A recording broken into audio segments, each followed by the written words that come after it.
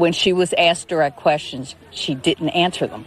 So that's why that's what's left me with, okay, I'm not quite sure yet what her policies are and so on. So I'm going to dig a little more into her policies. And you were satisfied with the answers that Donald Trump gave? Well, I knew them already. This is the major difference between President Donald Trump and Vice President Kamala Harris. The American people are aware of what Donald Trump has done during his term. They know his policies with the economy and with the security of our country. The same can't be said for Kamala Harris, though. Although we know that the past 3.5 years have been very destructive to our economy, we also understand that President Joe Biden has not been mentally fit to lead the country in any way, shape, or form, which leads us to believe that Kamala Harris has been leading the country under this administration, as quiet as it's been kept. And yet we're still in the dark as to what they really plan on doing if voted into office again. Since the VP couldn't answer, well, maybe we could get something out of Tim Walz. And guys, before we get started, thank you so much for hitting the like button. Thank you for subscribing to the channel. And don't forget to join us over in our Patreon community. I left a link for you guys in the description down below. You can get early access to videos and content that I can't post here. I hear from a lot of people, I just want my gas and my groceries to be cheaper.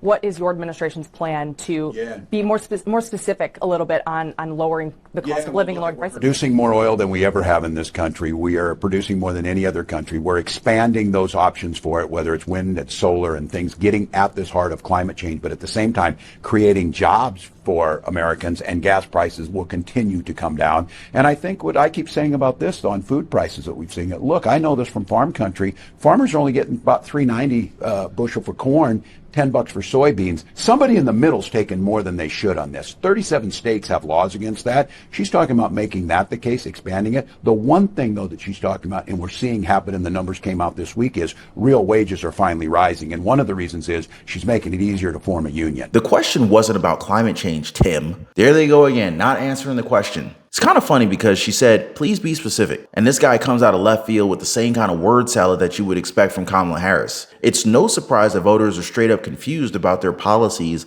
and their plans when they can't even answer a simple question straight, right? To make matters worse, they change their policy stances as quickly as Kamala comes up with a new accent. I have to say,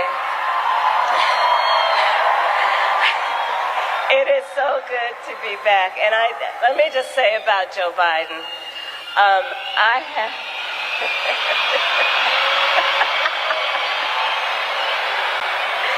Hello to all my Divine Nine brothers and sisters and my sorors.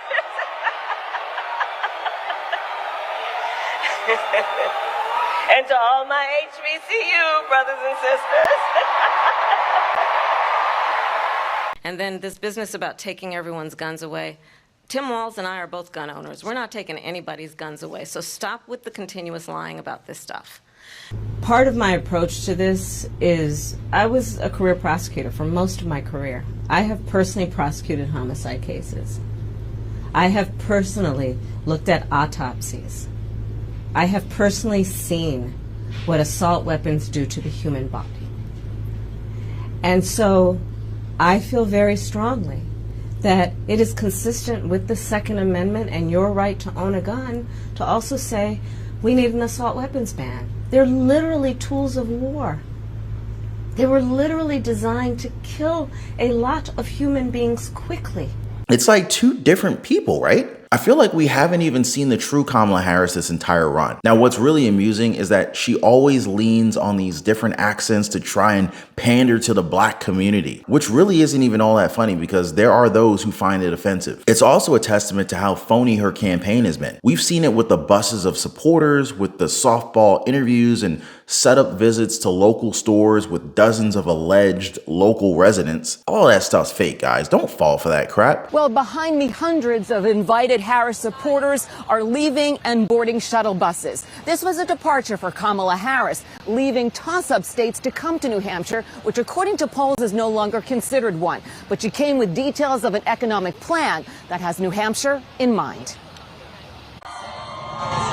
Vice President Kamala Harris stormed into the Northampton Brewery in front of a cheering crowd of invited supporters, some of whom invited her to help voters get to know her better. This back and forth between the, discourse and stuff is pretty much played out. You want to start to hear more about what she's going to do. And even with all these news outlets delivering these optics to the American people, it doesn't seem to be working for voters. Post-debate polls show Donald Trump with a very comfortable lead over Kamala Harris. And I believe that this is a wake-up call because Americans are starting to realize the blatant insults being driven at our intellect. And the polls are now making the Harris-Walz campaign sweat bullets as we see Donald Trump just outright destroying her in the elections by November. Now, just recently, guys, Atlas Intel gave Donald Trump a 99.9% chance of winning the election under the most recent national poll. Because guess what, guys? Americans care about the cost of living. Donald Trump's proven himself when it comes to the economy, and you're not going to see a single voter who would want to have prices go up on energy and food. And it's also why CNN is now panicking, as they don't have a clue as to what the Harris campaign will be able to do to recover from this.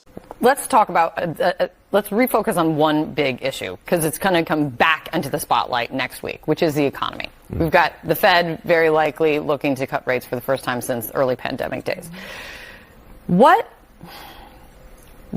does that mean for this point in the campaign? Because it's a funky place. Yeah. You've got potentially a good sign that Kamala Harris can talk about, kind of quote-unquote late stage change, but you still have Donald Trump killing her when it comes to the economy. In that snap poll after the debate, he was up 20 points on the economy, even though the vast majority said she won the debate. I'm really curious what next week brings in terms of the conversation around the economy, because I will say, how do you see it? I just think the response I have gotten to why isn't she doing better in the economy, or why wasn't Biden doing better in the economy, that I've gotten from administration officials and from Democratic electeds, it has been unsatisfying to this point, which is they just haven't gotten our message. And at some point, I'm asking, where's the expiration date on that reasoning? Because at some point there has to be. But let's do this again next week. And it is for this exact reason as to why they're trying to bait Donald Trump once again. They've got mainstream media pushing out the message that Kamala Harris won the debate, but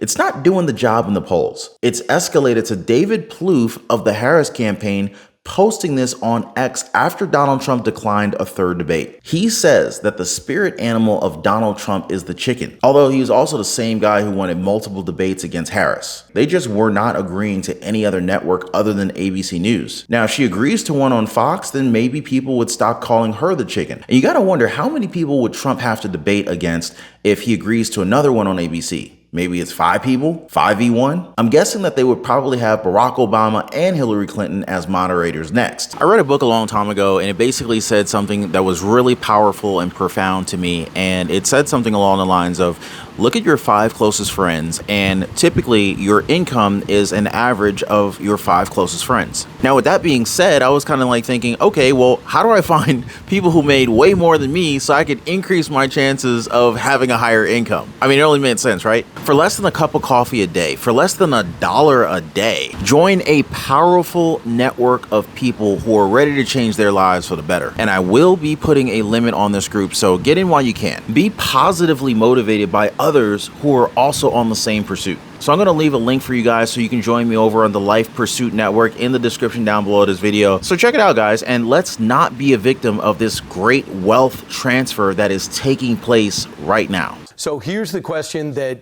should make Trump feel good. Who do you trust who's better on the economy?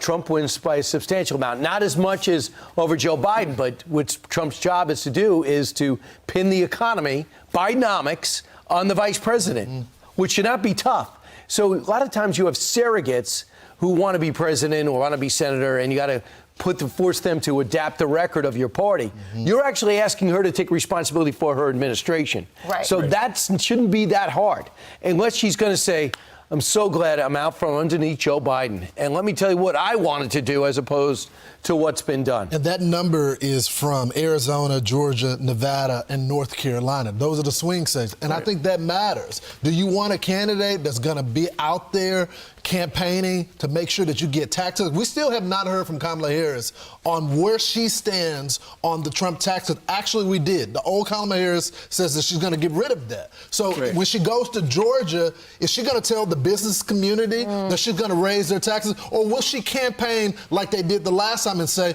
your vote is going to be depressed, even though we had a historic election of more turnout at any other time. Now, I've been reading your comments, guys, and apart from those who say that it will be their third time voting for Donald Trump, I'm actually happy to see that we're also seeing some converts coming into the fold here. Now, last I read, guys, there was a senior who voted Democrat for 74 years, but now they're saying that they're voting for Donald Trump this time around. Anybody else have a similar story? Yeah, I mean, I get it, guys. Vice President Kamala Harris, she was all over the place in that debate. The different focus groups that reacted to her and Donald Trump and so on, too. How many say she did not meet your expectations? Okay, so she won, but she didn't necessarily meet your expectations. What did she not do? Yeah.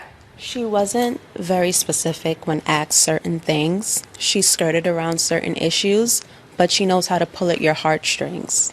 She knows how to be dramatic in a way that will touch the heart of Americans while avoiding the hot button questions. Okay. Avoiding the tough questions. Pretty much par for the course for the Democratic candidate, if you ask me, guys. And did you notice Donald Trump called Kamala Harris a Marxist communist? But she didn't exactly disagree with him. What's up with that? Meanwhile, Trump supporters are closing ranks and emerging more united after the lopsided ABC debate. Even Gen Z voters showing up for the president in a major way, guys. Check this out. Young people are going towards him. They know that the economy was way better when he was president. He has a plan to tackle the housing crisis with how bad the prices are. And a lot of young people, especially like people like us, we're looking for a home and we can't afford one. So that's a big issue for people, our generation, Gen Z. And like you said, specifically young men are gravitating more towards the president, doing things like interviews with Jake Paul or Logan Paul or whoever it was, going to UFC events. So I think doing stuff like that really appeals to younger guys like us. And I mean, Donald Trump's on TikTok. You know, he's reaching out to the younger audiences on there. You know, it makes sense. And I think more people gravitate towards him because they realize under President Trump, the world was almost stable. He didn't start any new wars. You know, he's the one that brought foreign relations. And, you know, he kept China in check. He kept Russia in check. He kept North Korea in check. You know, and I think people strive to want that stability back because the last thing we need right now is another world war, a confrontation with China. You know, I think people realize Donald Trump is the piece that we need in this world. Look, guys, they get it. People are waking up to the truth about Kamala Harris and the Democrats. That's all just a facade. So that debate was a bunch of BS. I mean, was this a debate between Donald Trump versus Kamala Harris or a debate between Donald Trump versus Kamala Harris versus the moderators? Because the moderators were literally debating Trump and even fact-checking him. They were like, Trump, it says right here, like, that's not correct. We got a piece of paper from a manager that says, like, that's not correct. But they didn't even care to fact check Kamala Harris on the propaganda Project 2025. Yeah, it was very biased. It was so biased. And this is exactly why he has my vote. This is exactly why I'm voting for him. And y'all also noticed how Kamala Harris left her accent outside.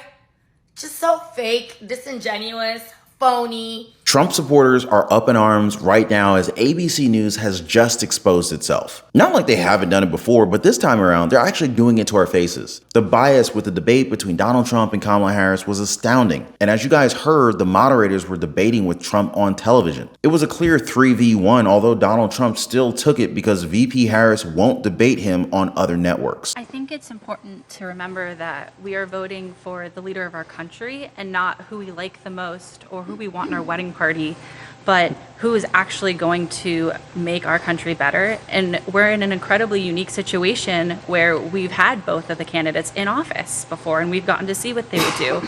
And when facts come to facts, my life was better when Trump was in office. The economy was higher, inflation was lower, things were better overall. And now with Kamala's administration, things haven't been so fantastic.